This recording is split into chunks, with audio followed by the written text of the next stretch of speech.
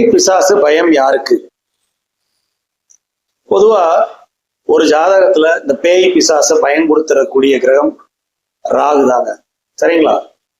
உங்கள் ஜாதகத்துல ராகு நல்ல வலிமையோடு, அதாவது ஒரு பாவ வலிமைன்னு வச்சுக்குவோம், விருச்சிகத்துல இருந்தாலோ இல்ல கும்பத்துல இருந்தாலோ சிம்மத்துல இருந்தாலோ இல்ல உங்க லக்ன புள்ளி சுவாதி சதயம் திருவாதிரையில விழுந்திருந்தாலோ இல்ல சந்திரன் ராகுவோட கூடி நின்று இருந்தாலோ இந்த பேய் பயம் நிச்சயமா உங்களுக்கு இருக்கும். ஆவி பிசாசு இதெல்லாம் நமக்கு கண்ணுக்கு தெரியுதோ அப்படிங்கிற மாதிரி ஒரு பயத்தை உள்ளுக்குள்ள உள் பயத்தை கொடுத்துட்டே இருப்பாரு. இல்ல நமக்கு பேய் பிடிச்சிருமோ, ஆவி எதுவும் நம்ம மேல ஏறிடுச்சா, இந்த மாதிரி ஒரு குழப்ப நிலைக்கு கொண்டு போய் ஜாதகரை ஒரு மாய மேட்ரிக்ஸ் அப்படின்னு சொல்லுவோம்ல, ஒரு மாய வலையில உங்களை விழ வச்சிருவாரு. இது ராகுவோட வேலை.